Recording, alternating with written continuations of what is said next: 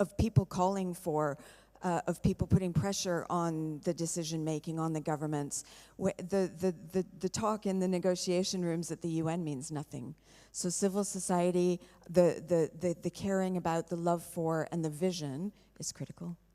Thank you very much, Sean. And of course, I don't want to speak on behalf of Barca, but since she's one of my good friends and she's not here, what she was supposed to talk about was very much about how we need to work also from the ground up and making sure that we work and include local communities in those debates. And a lot of the work that we've tried to doing, and even yesterday, some of you attended the Ocean Rise and Coastal Resilience Summit in Nice as well, is bringing those voices from the ground up, bringing the frontliners and making sure that we can be the echo chamber for those requests and bridging that governance.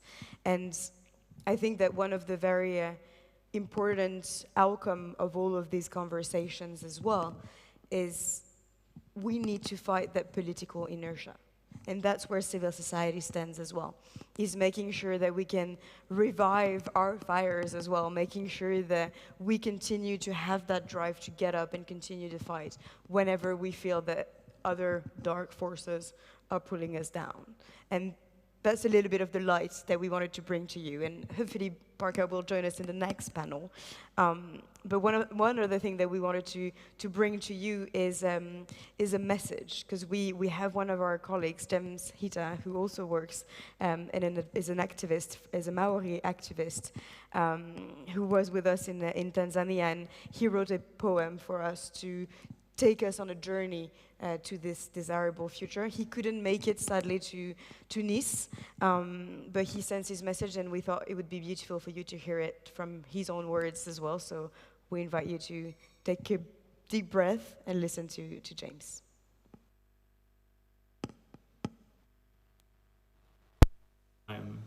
This place, we're just passing through. Our purpose here is to observe, to learn, to grow, to love, and then we return home. Yes, we are all visitors to this time, this place, but we must not simply pass through. We are builders, disruptors, dreamers, challengers of the waves. We are here to observe, yes, but also to unlearn, to question, to transform, shaped by assumption, by histories unspoken, the air thickened, no longer with tension, now with woven relationship. Tangled threads of past and present, learning what it means to listen. We spoke of the world, a shift from despair to preparation. We see the fault lines, they shift beneath our feet. We are disrupted, unsettled, but we find our feet. A hand reaches, grabs my arm and pulls me back from despair. A future is possible. A harbour of peace, but not of passivity. A moment monumental not just for where we are, but who we've become. The ocean does not wait for permission to change. It moves, it reshapes, it reclaims. And if we wish to envision its future, we must first address our own. We're addicted to the status quo. Emails, admin, Zoom calls, inboxes overflowing while the world burns. Comfort over courage. Bureaucracy over boldness. We could move differently, but do we? So when we leave this harbour of peace, let our purpose be sharper, our decisions braver. What if we loosened our grip on the old and let something new bloom? What if we listened not to speak, but to understand? What if we led not from the front, but alongside? What if our decisions were woven, not imposed? We are all visitors to this time.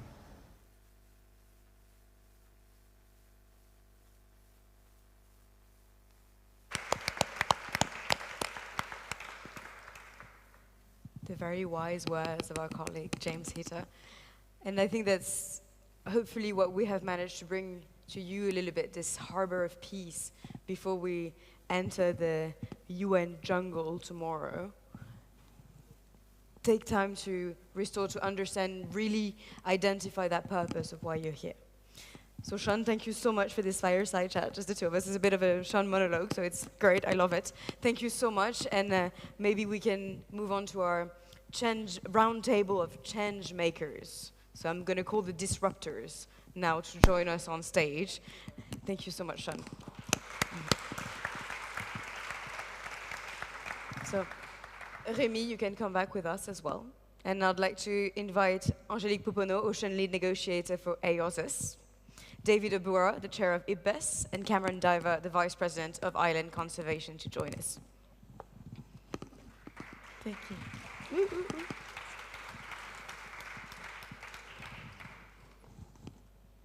Do you want to start? So,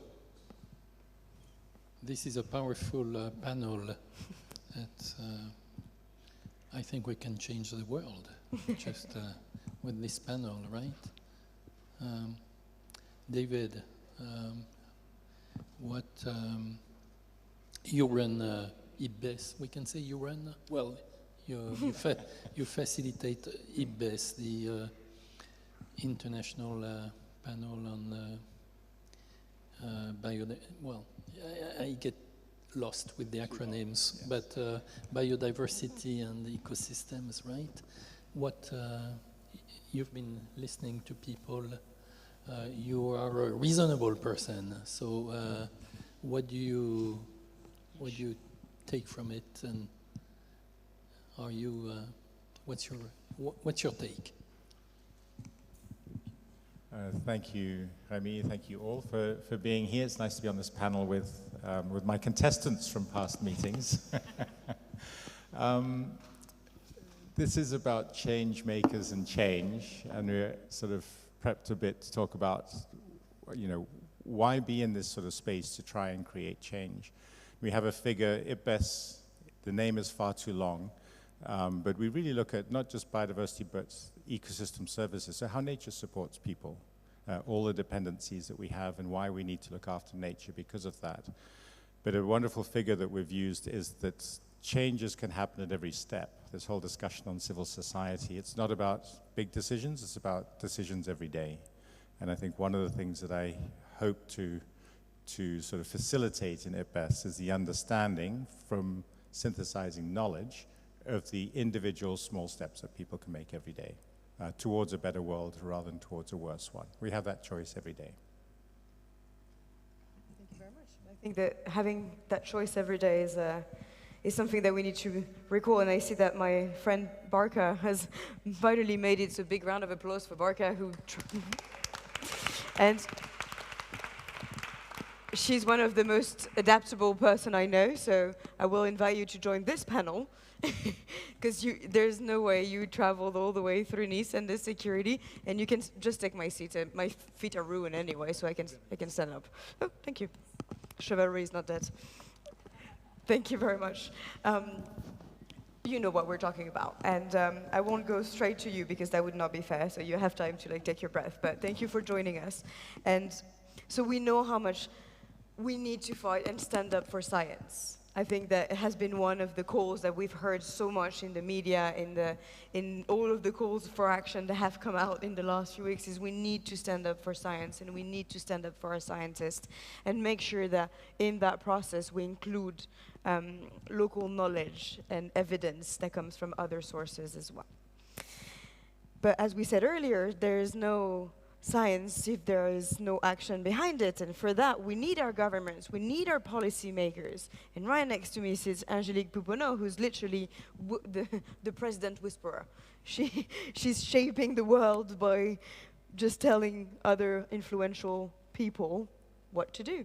So in your eyes, Angélique, how can we really make sure that this civil society-led initiatives and everything that we've been talking about can actually empower real political leadership? Thanks, Lorelai, and it's so great to be on this panel with, I like how Lorelai describes it, a family panel.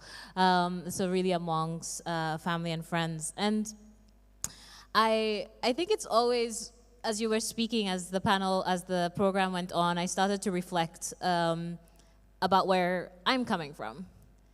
And before I became a president whisperer, and I mean, I have to write his speeches, so sort of. I used to be in an NGO, a youth-led NGO that's, where fervent activists for sustainable development in the Seychelles. And it's really nice now and simply because of this panel, I've had the opportunity to reflect about that journey from sort of this activism space to being able to engage in policy making with many of the leaders of small island developing states. So just for context, what do? I represent 39 small island developing states, 65 million people from the front lines, right? The most vulnerable to climate change, the impacts of climate change, as well as the most vulnerable and the most impacted by ocean degradation from pollution, climate change, as well as biodiversity loss. And in terms of this topic of civil society, and you gave me the talking point and then you took it away. We are all indeed civil society, but I want to highlight three main points. One is you speak to politicians' hearts. But more importantly, you speak in the ballot box, right? And we forget that people power, that yes, it's not just about elections, but it's about both, right? Elections and after elections. And that is hugely important. I always like to remind, what I consider, I know we spoke a bit about this global north, global south, but our global north allies. And oftentimes there are many more in civil society than government to government. And I always like to remind them that maybe your governments don't care about me, but they care about you. And they care about what you're saying. So the power that you have, if we work together, can be so much more amplified. So it's really nice to be in Nice and being able to share that message with you as well. The other element, and here I look to David, the Alliance of Small Island States in 2009 were by themselves when they were advocating for 1.5 degrees Celsius. By ourselves. The only people we had on our sides were the scientists. And we were willing to listen to the scientists, and now everybody talks about 1.5. Too late, I have to admit, but at least everybody got around to it. So really the role of scientists and is absolutely critical. But then I don't want to miss out another really critical part of civil society, and this will be my last one, universities and academia, right? Especially sitting here at the CUM. But academia provides us this safe and impartial space to support political leadership because they're able to bring multidisciplinary perspectives to the policy challenges, right?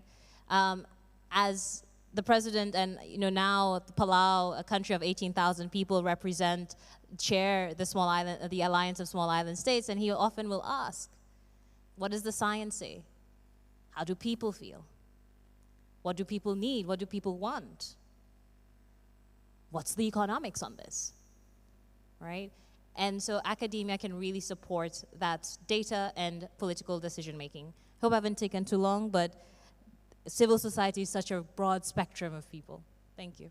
Thank you so much. Now that we have laid out a little bit how we dream, what we want, I want to turn to you, Cameron, to talk a little bit about the implementation. You do work at the front line with islands and conservation organizations. How do we make sure that these global visions and these nice ideas actually reach the local level? Thanks, thank you, Lorelei, and hello, everybody. That's a wonderful question. And I would say that the first part of a potential answer is, and you spoke about islands and getting it down, and I realize the ocean question and the ocean future is broader than islands, but if you just take islands, you've just got to listen to island voices. You've got to have the voices in the room. You have to listen to what they say they need for their future and integrate that into your own thinking. You've got to start thinking about islands not just as vulnerable, but as part of the solution. I work on islands every day. I was born on an island, I grew up on an island, I've spent my whole adult life working on, in, or with islands. And we have results that show that 1,000 restored islands sequester 53 million metric tons of carbon. Coral reefs regenerate 4 times faster around restored islands after a bleaching event. Fish biomass increases 50% around a restored island. Coral grows 400 times faster. Species that we thought were extinct return around restored islands, terrestrial and marine species. Islands are part of the solution. We know that conservation works on islands. They're not just biodiversity hope spots or ocean hope spots, they're biodiversity and ocean hope spots, where if you preserve, if you protect, if you sustainably manage, what you are doing is preserving these places of wonder for today and for future generations also. But you're also making the highest possible impact investment if you consider that there are 600,000 islands around the world in an integrated solution where if you invest in island conservation and you do it the right way with all of the partners and the local communities, you'll be saving islands, you will be saving a large part of the ocean, and you'll therefore be saving the planet for all of the reasons that we are working here today. And it's based on science, it's based on the interface with traditional knowledge, it's based on working with communities, listening to island voices, and using the solutions that are there today to do it, because the solutions are there and we know that they work.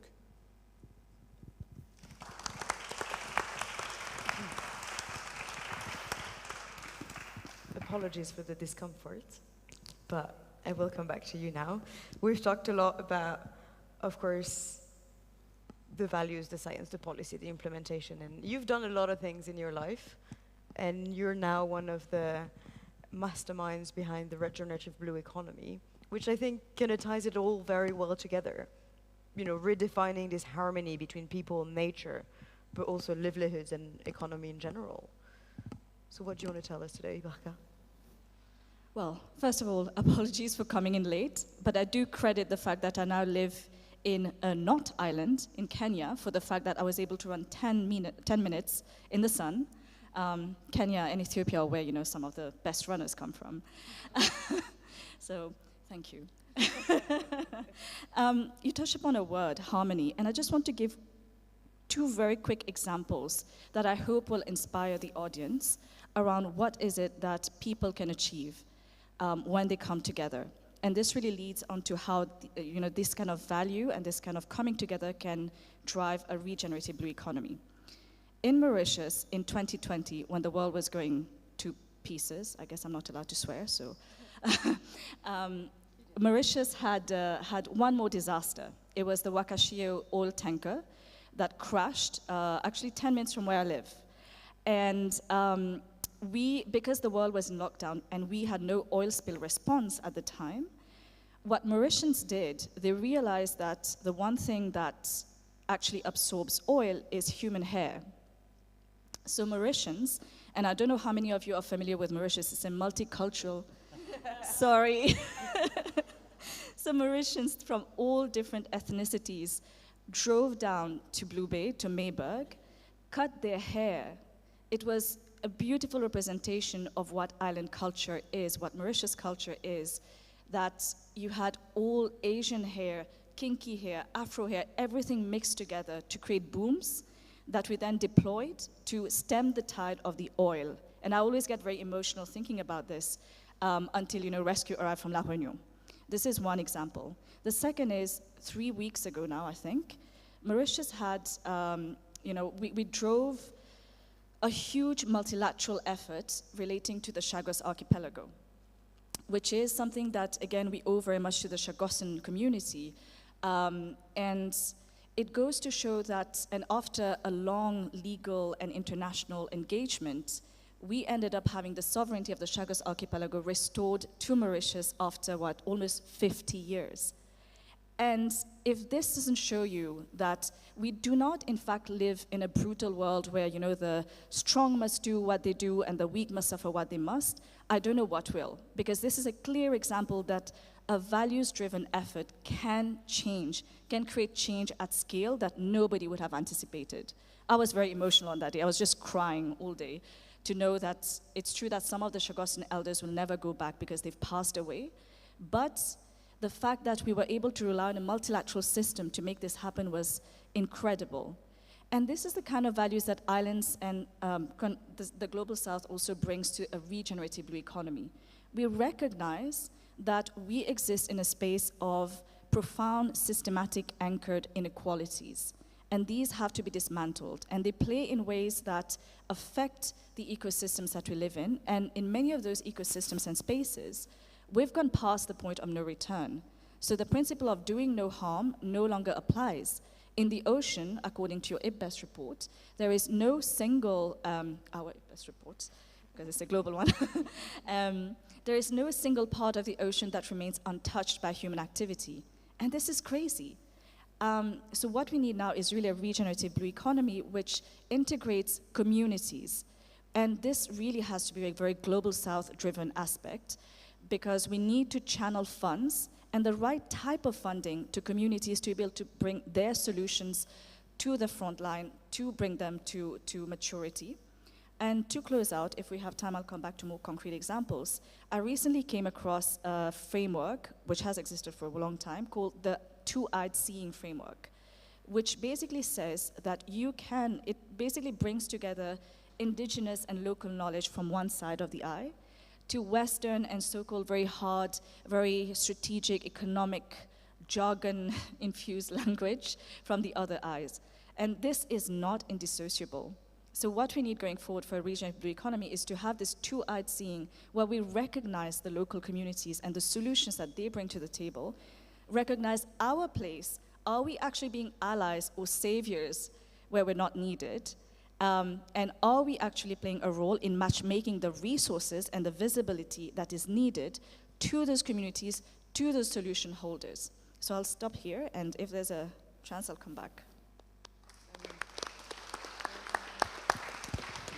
There's really no question on why she's a leader, right? An Edinburgh ocean leader, I may say as well. We are actually running a little bit out of time, so maybe we just do the last round of... Yeah, so very, very quickly. First, thank you for inspiring thoughts and including anecdotes. I was very interested in the role of air in particular.